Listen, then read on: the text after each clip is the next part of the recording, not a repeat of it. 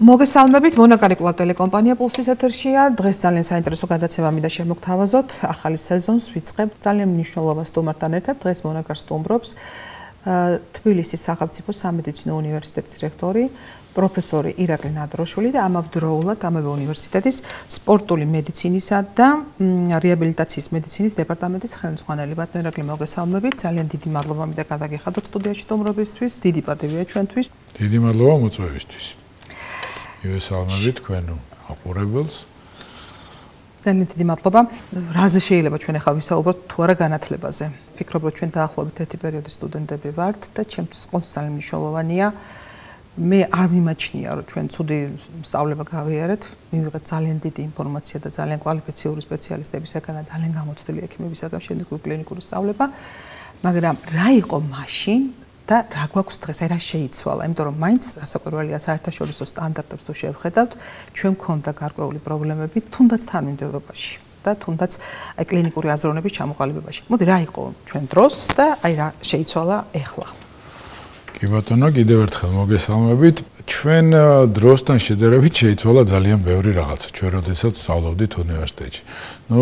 სულ ელემენტარულად იქიდან რომ დავიწყოთ, რომ საგნები, რომლებსაც ჩვენ გავდიოდით დაუშვათ პირველ მეორე კურსზე, ბევრი მაშინდელი ჩვენი მეგობრებისთვის, ჩემი თაობის სტუდენტებისთვის იყო გაუგებარი, რატო სწავლობდით ამ საგნებს. იმიტომ რომ თითქოს ერთი შეხედვით ამ საგნებს პირდაპირ მედიცინასთან არანაირი შეხება არ ჰქონდათ და ადამიანი, რომელიც ძალიან დიდ რთულ გზას გაივლიდა იმისთვის, რომ მოხვედრილიყო თბილისის სახელმწიფო სამედიცინო ინსტიტუტი ერქვა მაშინ, ინსტიტუტში და უნდა გაევლო ეს ძალიან რთული და დიდი გზა, რომ ჩაებარებინა ეს გამოცდები და გამხდარიყო ამ ინსტიტუტის, ამ უნივერსიტეტის სტუდენტი. მე ცოტა იმედგაცრუებული რჩებოდა, იმიტომ რომ მისთვის ცოტა უცხო იყო იმ საგნების სწავლა. ახლა ბავშვის მოლოდინი, ახალგაზრდა ადამიანის მოლოდინი სხვა არის, რომ მაშინვე დაიწყებს მედიცინის დაუფლებას, ცოტა რომანტიული განწყობა აქვს და ესეთი ინტერესი აქვს უფრო მეტად გაღვივებული ამ საგნის და ამ დარგის მიმართ და უცებ იწყებს ისეთი საგნების სწავლებას, რომელიც თითქოს ვერანაირად ერთი შეხედვით ვერ აკავშირებს უშუალოდ იმ პროფესიასთან, რომელსაც უნდა დაეუფლოს და კარგი ხანს გრძელდება ეს. და ხო, ეს გრძელდებოდა ცოტა დიდხანს, ვიდრე უნდა გაგრძელებულიყო და სამწუხაროდ იმ პერიოდში არც არავინ არ გიხსნიდა რეალურად ამა თუ იმ საგნის საჭიროებას და მე მაგალითად დღეს ბევრჯერ განმიცდია ჩემ თავზე, ჩემ სამედიცინო პრაქტიკაში, რომ აი მაგალითად საგანი, რამოდენიმე საგანი, რომ უფრო სიღრმისეულად მესწავლა, ნამდვილად და მე მომიწია ამ ყველაფრის სწავლება უფრო სიღრმისეულად. ხო, იმიტომ რომ მე ხვდებოდი, რომ ამაში დეფიციტი მაქვს. და აი დღეს რომ ჩამებარებინა მე სამედიცინო უნივერსიტეტში, აუცილებლად ამ საგნებს მეტად უფრო სიღრმისეულად დავეუფლებოდი, ვიდრე მაშინ, იმიტომ რომ მაშინ არავინ არ ამიხსნა ამ საგნების მნიშვნელობა და საჭიროება. შემდგომში კლინიკური აზროვნებისთვის. რამდენად დაგჭირდებოდა ხო კლინიკური აზროვნებისთვის, იგივე დიაგნოსტიკისთვის, იგივე თქვათ უფრო აკადემიური ცოდნის გაღვივებისთვის, იმისთვის, რომ უფრო სხვანაირად შეგეხედა დაავადებისთვის, სხვანაირად სიღრმისეულად გამოგეკვлия პაციენტი და აქედან გამომდინარე ეს ცოტა დეფიციტი ყოველთვის მქონდა. და შემდგომ მომიწია უკვე, როდესაც ვნახულობდი ამ დეფიციტს, შემდგომ აი ამ საგნების დამოუკიდებლად, სიღრმისეულად სწავლება მომიწია. დღეს ამ ხრივ ბევრი რაღაცა შეცვლილი არის. დღეს განათლებაში შემოსული, უმაღლეს სამედიცინო განათლებაში შემოსული ეგრეთ წოდებული მოდულები, მოდულური სწავლება არის და მოდული რა არის? მოდული არის ერთობლივად ისწავლება რამოდენიმე საგანი და ანუ ეს ერთობლივი სწავლება უფრო მეტად შესაძლებლობას აძლევს სტუდენტს, რომ დააკავშიროს ეს საგნები ჯერ ერთმანეთს, მერე კლინიკას და მერე იმ საჭიროებას, რომელიც მას ექნება აუცილებლად, როდესაც დაეუფლება ამ პროფესიას. აქედან გამომდინარე, სწავლება თვითონ ბევრად უფრო საინტერესო გახდა. ამის გარდა ხა ჩვენ მაშინ, როდესაც სწავლობდით პრაქტიკულ უნარებს, ჩვენ პრაქტიკულად სწავლობდით უკვე პაციენტებზე, იმიტომ რომ მაშინ არ იყო არც ვიზუალური მასალა ამისი ვთქვათ, ისეთი რომელიც დღეს ხელმისაწვდომია აბსოლუტურად ეს სხვადასხვა პროგრამული უზრუნველყოფებით, სულ ყველაფერს თავი რო დავანებოთ YouTube-ზე შეიძლება ნებისმიერი ბევრი საინტერესო მასალის მოძიება და რა თქმა უნდა არ იყო ის ეგრეთ წოდებული მულიაჟები, რომელიც ჩვენ დღეს გვაქვს, ჩვენი კლინიკური უნარების სწავლებისა და მულტიდისციპლინური სიმულაციის ცენტრში, რომელზეც კლინიკური უნარების დაუფლების შესაძლებლობას ვაძლევთ სტუდენტებს და გამოცდებსაც კი იქ ვატარებთ. მაგალითად, ეხლა გამოცდების სისტემაც და შეფასების სისტემაც შეიცვალა. ეხლა მაგალითად ძალიან ინტენსიურად ტარდება ჩვენთან OSCE, ეგრეთ წოდებული ობიექტურად სტრუქტურირებული კლინიკური გამოცდა და სხვადასხვა ტიპის შეფასებებს უნარჩვევებს და არა მარტო თეორიულ ნაწილს. არა, რა თქმა უნდა, იმიტომ რომ რეალურად როდესაც ადამიანი ამთავრებს სამედიცინო უნივერსიტეტს, მაქვს უკვე გარკვეული კლინიკური უნარები უნდა ათვისებული კონდეს. გასაგებია, რომ ის დამოუკიდებელ სამედიცინო საქმიანობას ჯერ ვერ დაიწყებს, იმიტომ რომ ჯერ უნდა იმუშაოს მეთვალყურეობის ქვეშ, მერე ისწავლოს თქვა რეზიდენტურაში, სანამ დამოუკიდებელ კლინიკურ საქმიანობას შეძლებს რომ განახორციელოს, მაგრამ რაღაცა ელემენტები მას უკვე უნდა ქონდეს და აი ამ ელემენტების ათვისებაში სწორედ ამ მიმართულებას ძალიან დიდი მნიშვნელობა აქვს და მე ძალიან მიხარია და ძალიან ამაყივა, რომ ჩვენი კლინიკური უნარების სწავლებისა და მულტიდისციპლინური სიმულაციის ცენტრი ძალიან კარგად არის აღჭურვილი და ჩვენ მუდმივად ზრუნავთ ამ აღჭურვის გაუმჯობესებაზე, იმიტომ რომ ისეთი სიმულატორები გამოდის უკვე მსოფლიოში, რომელიც ძალიან გაახლოვებს რეალურ კლინიკურ სიტუაციასთან და რომელიც რა თქმა უნდა აუმჯობესებს სწავლების ხარისხს და შესაბამისად ცოდნის დონეს, რომელთაც უშვებთ კურსდამთავრებულებს უნივერსიტეტიდან.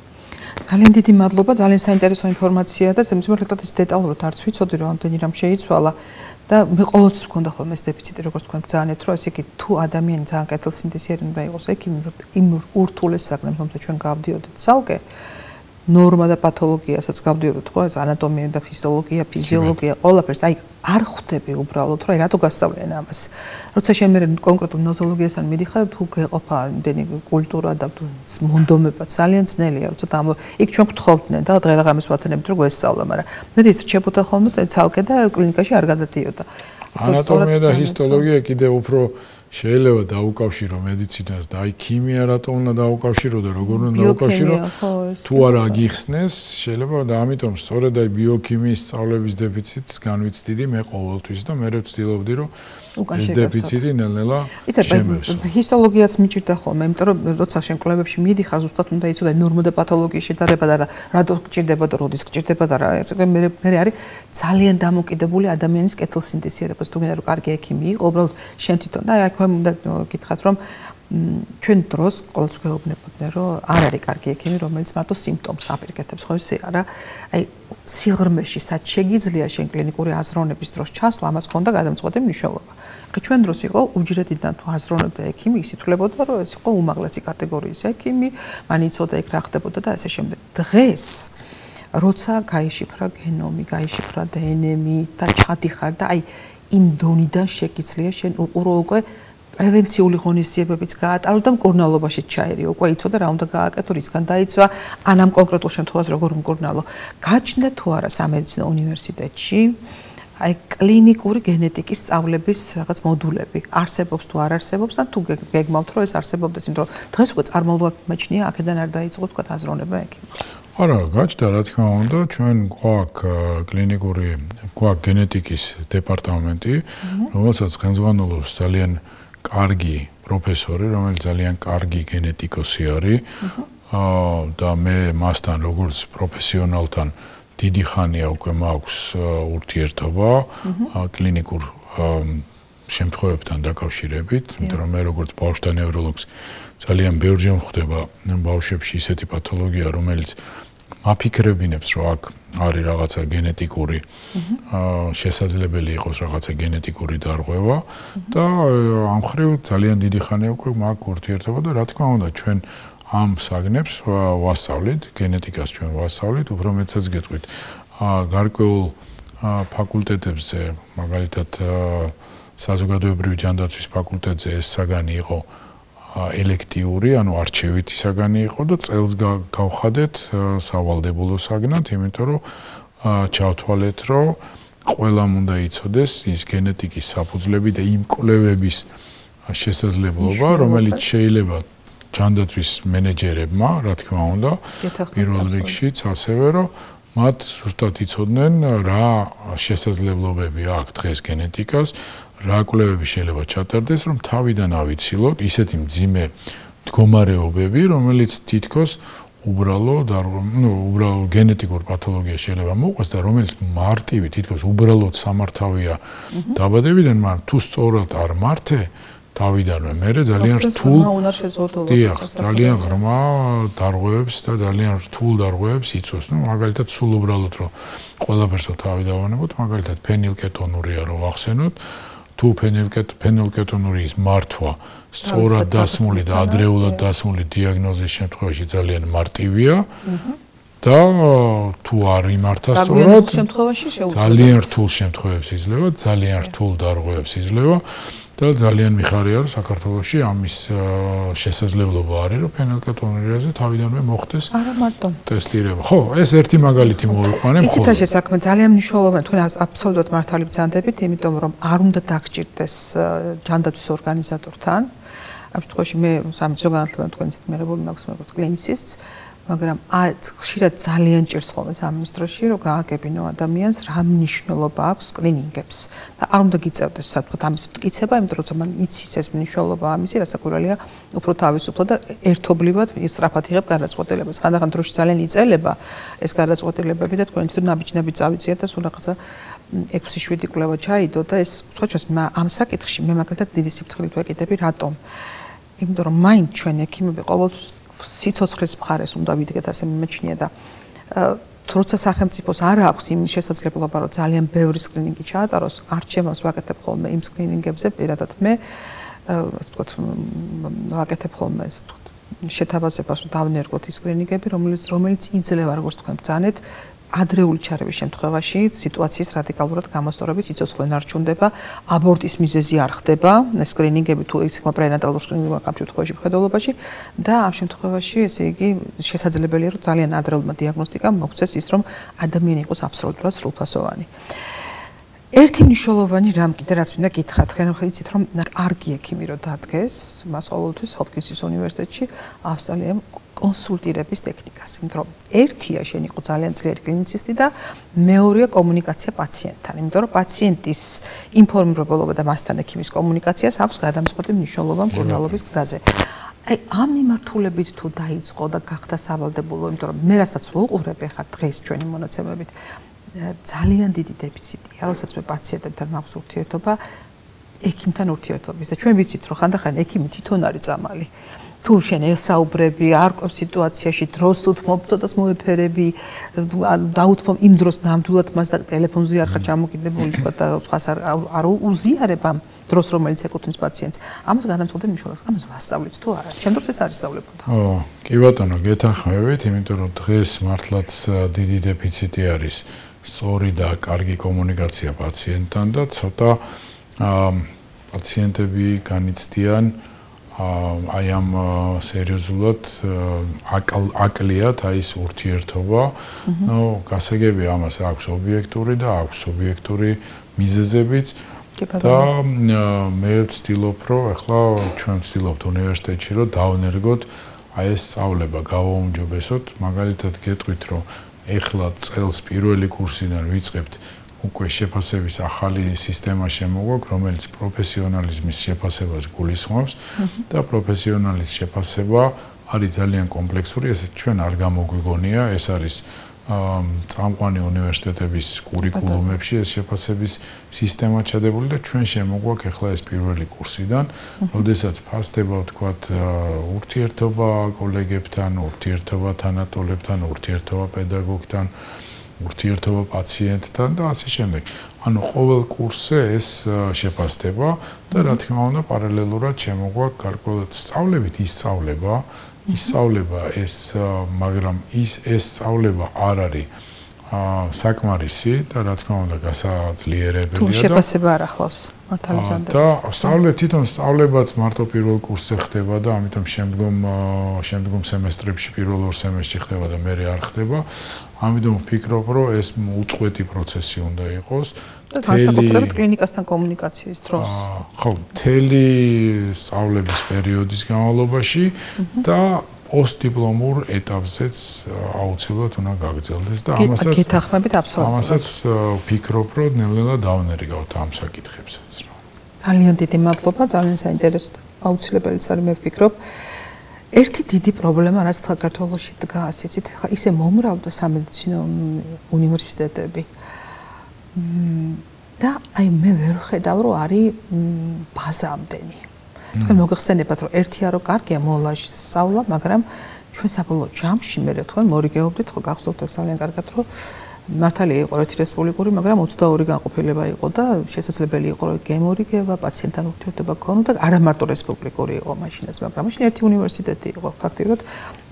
ჩვენ მე რომ ამთავრებდი, მაშინ გაჩნდა რაღაც თითოეულო ჩანასახი და კიდეც არია სწავლების სისტემა, თავშიდან ზართულად იყო საქმე, ძალიან მახსოვს რომ ჩვენ თქვენ სწორად ძალიან რომ ურთულესი იყო ჩაბარება და მე ორიანებით ჩაიწყა ხალხი ახლა ბოლოს მატრიკულიც კი დამიწვეს ისეთი ორომტრიალი იყო ზუსტად ის პერიოდი იყო და აი ახლა დღეს როგორ არის აი ამ კლინიკურ ბაზებთან დაკავშირებით აი რა ხდება არსებობს გარკვეული ნორმები რომელიც სამედიცინო უნივერსიტეტმა უნდა დააკმაყოფილოს რომ მან მიიღოს აკრედიტაცია და შეძლოს სწავლება ამიტომ განათლების ის სამინისტრო ამას აკონტროლებს და ასევე განათლების ხარისხის ცენტრიც ასევე აკონტროლებს, ვინც აძლევს აკრედიტაციას სამედიცინო უნივერსიტეტებს. შესაბამისად, ეს ეხლა ამ ეტაპზე სამედიცინო უნივერსიტეტი ვერ მიიღებს აკრედიტაციას, თუ მას არ აქვს შესაბამისი კლინიკური ბაზები.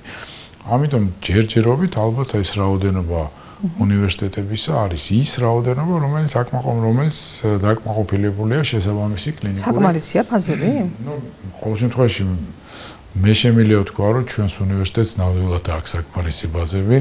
ჩვენ გვაქვს ძალიან კარგი პირველი საუნივერსიტეტო კლინიკა, რომელიც მშვენიერი ბაზა არის ჩვენი სტუდენტებისთვის. გვაქვს შვანიას სახელობის პედიატრიის აკადემიური კლინიკა. გვაქვს ჩვენი პარტნიორი არის ინგოროღვას მაღალი ტექნოლოგიების საუნივერსიტეტო კლინიკა, ესეც ჩვენი ბაზა არის, 17 ჩვენი დეპარტამენტი არის განლაგებული ინგოროღვას კლინიკაში. ასევე გვაქვს ორი სტომატოლოგიური კლინიკა და ეხლა ძალიან მალე, აი ფაქტიურად რამოდენიმე თვეში გვექნება სულ ახალი მენტალური ჯანმრთელობის კლინიკა, რომელსაც თბილისის სახელმწიფო სამედიცინო უნივერსიტეტი საკუთარი შემოსავლებით აშენებს და აი 2 თვეში, 3 თვეში მაქსიმუმ ეს კლინიკა დაიწყებს უკვე ფუნქციონირებს. ვფიქრობ ალბათ 2026 წლიდან უკვე დაიწყებს ფუნქციონირებას, რომელიც ქვეყნისთვის ძალიან მნიშვნელოვანია. უნივერსიტეტისთვისაც ძალიან მნიშვნელოვანი ბაზა იქნება და ქვეყნისთვისაც ძალიან მნიშვნელოვანია. გახსნა გვექნება ალბათ სადღაც წლის ბოლოს და 2026 წლიდან უკვე დაიწყებს ფუნქციონირებას. ძალიან მნიშვნელოვანია. ერთი მნიშვნელოვანი შეკითხვა კიდევ ვიდრე ჩვენ გადავიდოდეთ დიპლომის შემდგომ სწავლებაზეც მინდა ჩვენ შევეხოთ დრო მოგწევს ამის საშუალებას, მაგრამ ძალიან მნიშვნელოვანი რაც არის სამედიცინო უნივერსიტეტში სწავლების დროს. ეს არის ჩვენი რეზიდენტურა და შემდეგ უკვე თუ გააუცელებენ დოქტორანტურა, ხო ესეა? ხო, კი ბატონო. ესე იგი, ერთი რაც ყველაზე მეტად მაწუხებს და ვიცით თქვენ გაწუხებთ ეს ამბავი არის ის რომ ძალიან გრძელია ექიმის სწავლების და მომზადების პერიოდი, ხო მოგახსენებათ, ეხა ჩვენ არ მივეკუთვნებით ისეთ დიდარ ქვეყანას, ეხა წარმატებულ ქვეყნებში, სადაც განვითარებულ ქვეყნებში მხედველობაში სტუდენტს აძლევენ საშუალებას, მატერიალურად ეხმარებიან, რომ შედგეს ექიმად და იაპონიის მოდელი ვიცი მაგალითად, როდესაც ის ამთავრებს ინსტიტუტს, მას ნებისმიერი რაოდენობის კრედიტს აძლევს, რომ განვითარდეს როგორც ექიმი, დაფუძნდეს დამოუკიდებელი კლინიკაც რო აშენს, რამდენიმე მილიონი დოლარი შეუძლია აიღოს, იმიტომ რომ მას მე უკვე იციან, რომ გარანტირებულად კარგი ექიმს და ვისაც აძლევენ სერტიფიკატს, ყველა კარგი ექიმია იქ, აქ შემოსავალი. ხელშეწყობა იმისათვის, რომ შენ გამოხვიდე კარგი ექიმი და დრო გადის, ხო, ადამიანს უნდა ცხოვრება, ეხლა მთლად მარტო ხო არის ჩანჩოლებს და მარტო ის იმეცადინებს და ისწავლის, შეუძლებელია რაღაც პარალელურად თავის ცხოვრებას აწყობს ნაბიჯი და სხვა 4 წელიწადში იწყებს თქვა პრაქტიკულ მუშაობას და რაღაცა შემოსავალი უჩნდება, ეგ იმ სახანდახან 11 წელი უგრძელდება ხო ესეა. რადგან ცხოვრობ ჩვენ ისეთ ქვეყანაში, რომ ძალიან თქვა დიფერენცირებულია შესაძლებლობები მოსახლეობაში და არ არის მდიდარი ქვეყანა. შესაძლებელია უნიჭიერესი ადამიანი თქვა ფასიანი რეზიდენტურის გარეშე დარჩეს, ხო მართალია? და აი ასეთ შემთხვევაში ჩვენ შეიძლება უნიკალური კადრები დავკარგოთ. აი თქვენ როგორ ფიქრობთ, რა უნდა გავაკეთოთ, ან როგორ უნდა მივაწოდოთ სახელმწიფოს გადაწყვეტილების მიმღებ ადამიანებს, რომ რეზიდენტურის, უფასო რეზიდენტურის გაჩენა ეს არის სასიცოცხლოდ მნიშვნელოვანი ქვეყანაში, ხო მართალია და ხომ ეთანხმებით ამაში. აი თქვენი მოსაზრება ამ მმართველობის და მე დოქტორანტურადაც მინდა ვუსწრებ. არა, კი, გეთანხმებით აბსოლუტურად და ჩვენ ამაზე ვსაუბრობ და მინდა გითხრათ, რომ არც სამინისტრო, არც განათლების სამინისტრო და არც ჯანდაცვის სამინისტრო ამას აბსოლუტურად ეთანხმებიან და იზიარებენ ამას და ვფიქრობ, რომ ძალიან მალე მნიშვნელოვანი ცვლილებები იქნება ამ მიმართულებით. ამაზე ძალიან აქტიურად მუშაობთ და ნამდვილად იზიარებს ჩვენი სამინისტროები ამას და ვფიქრობ, რომ ძალიან მალე მნიშვნელოვანი ცვლილებები განხორციელდება. ძალიან დიდი მადლობა, ძალიან მნიშვნელოვანია. ეთანხმებით, რა თქმა უნდა, რომ რეზიდენტურის სწავლება უნდა იყოს დაფინანსებული. ეს ბევრ საკითხებთან არის დაკავშირებული, იცით რა, ძალიან რთული არის ეს ერთი ხელის მოსმით ამ საკითხის გადაწყვეტა, ეს კომპლექსური საკითხი არის. პირველ რიგში სტატისტიკა არის დასამუშავებელი, რამდენი ექიმია რეალურად რამდენი დიპლომია გაცემული ვიცით, მაგრამ რეალურად ამ გაცემული დიპლომებიდან რამდენი ადამიანი მართლა მუშაობს. მე ზოგიერთ ადამიანს აქვს უფრო მეტი რამოდენიმე სერტიფიკატი. მე თუ არ ვწდები, ხარ მინდა ციფრი შემეშალოს. თუ არ ვწდები, არის 38000 დიპლომია მე მგონი გაცემული და ამ 38000 დიპლომის ფლობელს აქვს 43000 სერტიფიკატი. მე არ მინდა ხა ციფრები რო შემეშალოს. მე 3 სერტიფიკატი მაქვს მაგალითად. სხვანაირად ვერ იმუშავებ. მიანობა გინეკოლოგია, რეპროდუქტოლოგია და ჯანდაცვის ორგანიზაციები. რეალურად რომელ სპეციალობაში მუშაობს ეს ადამიანი, რომელი გვაქვს მართლა რეალურად დეფიციტური პროფესიები. ამიტომ ეს არის შესასწავლის დეტალურად და ეხლა მიმდინარეობს უბრალოდ მაგაზე მსჯელობა, რომ მე გამოვლინდეს პირველ ეტაპზე თქვათ ის ყველაზე დეფიციტური პროფესიები და იქ დაიწყოს ყოველ შემთხვევაში ესე ვსაუბრობთ, რომ იქ მაინც დაიწყოთ რეზიდენტურის დაფინანსება. ამაზე საუბარი. მე ვფიქრობ, რომ ძალიან მალე თავარი ნაბიჯი გადაიდგას და მე რასაკვირველია შეიძლება რომ სადაც ამაზე ყოველ შემთხვევაში ვსაუბრობთ, ვფიქრობთ და ნამდვილად მინდა გითხრათ, რომ იზიარებენ, რომ ნამდვილად ესე არის ჩვენი ძალიან დიდი მადლობა, ძალიან მე მგონი ძალიან ჩვენ მაყურებელს ძალიან გაეხარდება ეს ინფორმაცია და ჩვენ ახალგაზრდა კოლეგებსაც. მეორე უნიშნელოვანესი საკითხი ჩემთვის არის დოქტორანტურა. აი თქვენ ძალიან სწორად ბრძანეთ, რომ შერჩევა უნდა იყოს ძალიან სკრუპულოზურად რეგულაცია გაწერილი იყოს, როგორ უნდა შეირჩეს ეს ადამიანების ის ჯგუფი. როგორ უნდა აი ვთქვათ მიეცეთ საშუალება რომ ეხლა თუ გადაიხდე ყველა შეუძლია დოქტორანტურას ჩააბაროს ხო ეს შეუძლებელი ამბავია მაგრამ აი დაფინანსება როდესაც ვთქვათ იქნება სახელმწიფოს მხრიდან აი ვის დააფინანსოს პირველ ეტაპზე ის მაინც რო იყოს გარკვეული ან საერთოდ დოქტორანტურა თუ იქნება უფასო ჩემი მოსაზრებით ახლა ჩემი პირადი ახლა მოგზალებული მოსაზრება ვუყურებ რა რეალობას საქართველოში ვფიქრობ რომ შეიძლება უნიჭიერესი კადრი რომელსაც აქვს რუდუნებით მიდრეკილება რომ სამეცნიერო სამუშაო თქვენ ამ ცივილურ გარემოში, როდესაც სამყაროში ხდება ტრანსლაციური მედიცინა არის უმნიშვნელოვანესი რა, რომ ეს კვლევები გადმოვიდეს მედიცინაში და თქვენ მოგეხსენებათ, რომ კლინიკაში გამოვიდეს. ყველა დიდ კლინიკა საბოლოო ჯამში აქვს თავისი უნივერსალური და უნიკალური ლაბორატორია მობმული, რომელიც კლინიკური კვლევების საშუალებას იძლევა და შეიძლება შეგყავდეს დოქტორანტი, რომელიც პარალელურად აკეთებს არაჩვეულებრივ სიღრმისეულ კვლევებს და მერე შეიძლება მოხდეს ტრანსლირდეს უკვე კლინიკაში. ასეთი გამოკვლევები შეიძლება მილიარდებად გაიყიდოს. ანუ რისი თქმამდე შეიძლება ძვირი დაჯდეს დოქტორანტურის დაფინანსება, მაგრამ შესაძლებელია 100 კაციდან 5-მა ისეთი რამ მოიგონოს, რომ საერთოდ აანაზღაუროს თუ კი როდესმე რამე გადაგვიხდია დოქტორანტურაში. მაგრამ თუ ჩვენ არ გავხდით დოქტორანტურას უფასო, შეიძლება ყველაზე უნიკალური ტვინები დარჩეს აი ამ დოქტორანტურის გარეშე და რესურსს ვკარგავ საუკეთესო თქვენ მოგახსენებთ ახლა საქართველოს ხშირად ვამბობ ამის დარწმუნებული ვარ არავის ეწყინება ამის თქვა რომ უნიჭიერესი ადამიანები არიან ნამდვილად აი საოცარი ტვინები ყავს საქართველოში მოფენელია მთელი მსოფლიო ამით აი თუ ეს ხელშეწყობა იქნება იქნება ძალიან მნიშვნელოვანი, მაგრამ აი ამისი დამტკიცება და ამისი ახსნა იქნება მთელი ხელოვნება, რომ ახსნა რატომ უნდა იყოს დოქტორანტურა და პლუს მაგ დოქტორანტურის სწავლება კი არა. კვლევები უნდა იყოს დაფინანსებული. არ შეიძლება საქართველოში სამეცნიერო კვლევები არ ფინანსდებოდეს, მით უმეტეს აი კლინიკებს არ ქონდეთ მობმული დღევანდელ რეალობაში, როცა მთელი მსოფლიო ამაზე მუშაობს.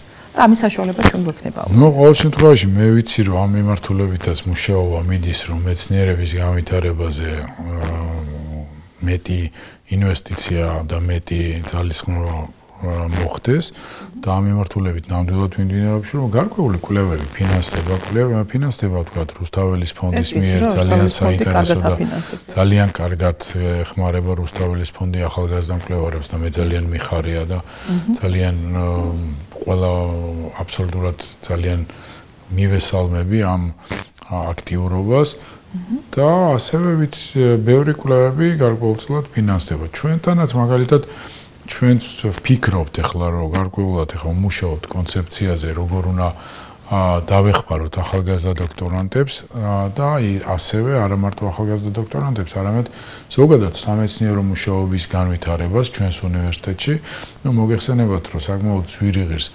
მაგალითად კონფერენციებზე სიარული რაღაც ახალი ინფორმაციის მიღება თქვათ იგივე თქვათ ნაშრომების გამოქვეყნება ნორმალური იმპაქტ ფაქტორიან აი ახლა ვამუშავებთ კონცეფციას როგორ დავალაგოთ ვის დავეხმაროთ როგორ გავარჩიოთ ვის დავეხმაროთ იმიტომ რომ ახლა იცით რა არის ძალიან ბევრი ისეთი კონფერენცია და ისეთი ჟურნალი შემოვიდა ეგრეთ წოდებული მტაცებელი პრედატორული კონფერენციები და პრედატორული ჟურნალები რომელიც აბსოლუტურად არაპრესტიჟულია და რომელიც აბსოლუტურად არა მარტო პრესტიჟულია ის არასანდო არის აბსოლუტურად ასეთი რა თქმა უნდა გამოქვეყნება და ესეთ ჟურნალებში გამოქვეყნება ნაშრომების და ესეთ ჟურნალები ესეთ კონფერენციებში მონაწილეობა უნივერსიტეტი არანაირად არ უწყობს ხელს განვითარებას მეცნიერების ამიტომ ჩვენ მაგას მაქსიმალურად ვზღუდავთ და გარკვეული ზომებიც მივიღეთ ამ მიმართულებით რომ ეს არ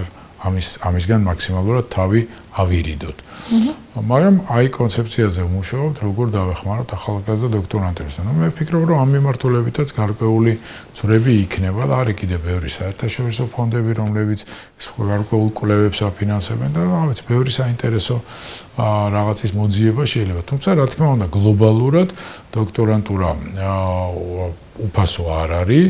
მაგრამ ნუ ძალიან საინტერესო კვლევებისთვის დაფინანსების მოპოვება დღესაც შესაძლებელია. იგივე ძალიან გვეხმარება რუსთაველის ფონდი ამ მიმართულებით.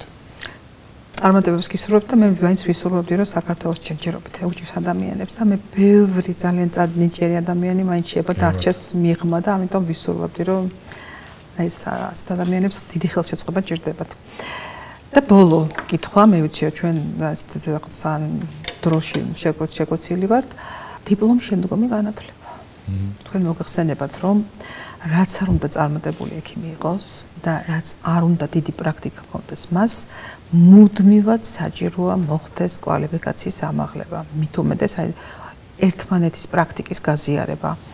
და აი ამ მიმართულებით დღეს საქართველოს ძალიან ჭირს, ასე ვთქვათ, ხო ისეა?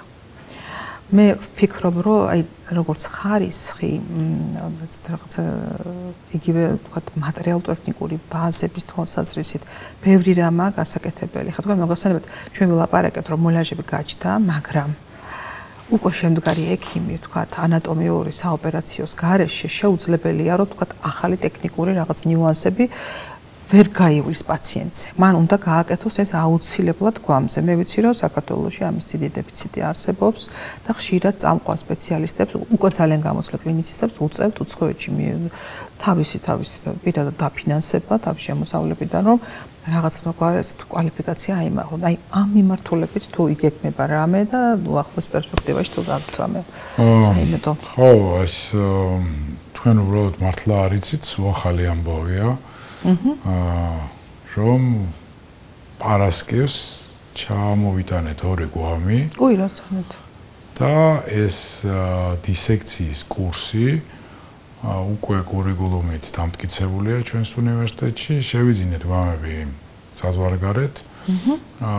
ჩამოვიტანეთ, ჩამოგვივიდა, პარასკევს მივიღეთ და ძალიან მალე დაიწყება ჩვენთან უნივერსიტეტში სტუდენტებისთვის რა თქმა უნდა სამუშაო საათებში და დამატებით შესაძლებელი იქნება დიპლომის შემდგომ ეტაპზეც ამ სწავლების კურსის განერქვა.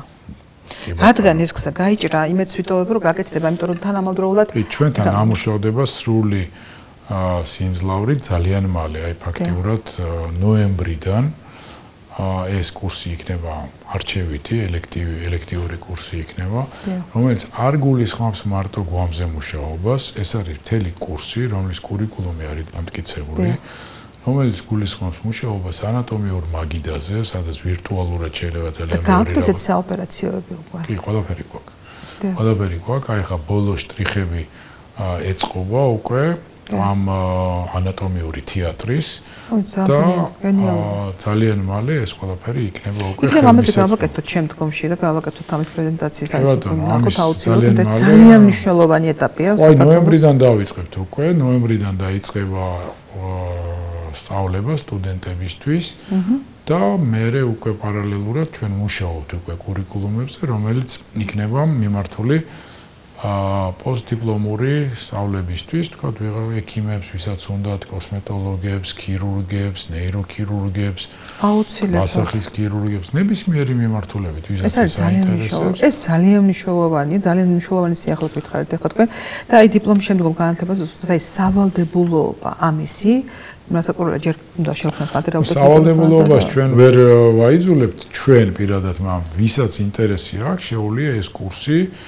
იყიდოს და გაიაროს, იმიტომ რომ მინდა გითხრათ, რომ იაფი არ ღირს. ეს ყველაფერი თბილისის სახელმწიფო სამედიცინო უნივერსიტეტმა თავისი სახსრებით მოახერხა. გვამები შევიძინეთ, ჩამოვიტანეთ და ეს თქვენ იცით რომ ეს მე ძალიან დიდი ხანია ვაკვირდები ამ პროცესს და ეს თქვენი დამსახურებაა პირადად, იმიტომ რომ ძალიან სერიოზული შეფერხება იყო. 10 ჯერ იყო მოლაპარაკება და ჩაიშა. მე ვიცით ვაყურს ვადევნებდი ამას და მინდა მოგილოცოთ და მინდა ზაფხულში მოხდა შესყიდვა სადღაც ზაფხულის დასაწყისში და ეს თვეები ტენდერით იყო რა თქმა უნდა. სერიოზული არღვევა, მინდა გითხრათ, ეს აი საქართველოს რეალობაში და მოსალოცი ამბავია და მადლობას მინდა გადაგიხადოთ ამისთვის. დიდი მადლობა. ესეთი სწავლების კურსი ჩვენ რო სწავლეო სტუდენტები ვიყავით, მაშინაც არ იყო, იმიტომ რომ მაშინაც ჩვენ დროს, როცა ჩვენ სწავლობდით, რაღაც შეიძლება არაპროფესიონალი მაყურებლისთვის უცხო არ ეხა რასაც ვამბობ, მაგრამ გვამი არ იყო ხო ეხლა როგორც იყო გაფიჩინებული შემოქონდათ რომ სწავლებისთვის იყო ურთულესი არ იყო იმ კონდიციის რომ კარგად გესწავლოდა ეხლა არის ძალიან კარგი შესაძლებლობა ამისი და ამას აუცილებლად განვავითარებთ. სულ ახალი ამბავია, ჯერ არ დაწყებულა სწავლება, ჯერ სტუდენტებს არ დაუწყიათ ამ ანატომიურ თეატრში სწავლება, დაიწყება ნოემბრიდან, მაგრამ ჩვენ ყველანაირად ვემზადებით, აი ბოლო შტრიხები დარჩა, რომელზეც დაგჭირდება 1-2 კვირა, 3 კვირა, რომ ეს ყველაფერი ბოლო კონდიციებამდე მივიყვანოთ და დავიწყოთ უკვე სწავლება და იქნება ძალიან კარგი. ძალიან დიდი მადლობა მე მახსოვს ის პერიოდიც გამხმარი ფეხი რო შემოგქონდეთ ხოლმე ცალკე და ვკერავდით და ტვინი გადაფარებული მარლით თუ გახსოვთ თქვენ შემოგქონდათ პოდნოსზე. ნუ რა ვქნათ მაშინ ესე იყო და ამას მეც ვნახულობდი და მე ეგეც აღარ იყო რაღაც პერიოდი. მე მინდა ძალიან დიდი მადლობა გადაგიხადოთ. ძალიან ბევრი სიახლე გაგვაცანით ასე ვთქვათ. ისე დამჩენია მადლობა გადაგიხადოთ თქვენი შრომისთვის. გისურვოთ ძალიან დიდი წარმატებები და მე იმეც ვიტოვებ რომ ჩვენ კიდევ შევხვდებით ერთმანეთს და ვილაპარაკებთ აი ამ რაღაც ახალ პროექტებზე. გემშვიდობებით საუკეთესო სურვილებით.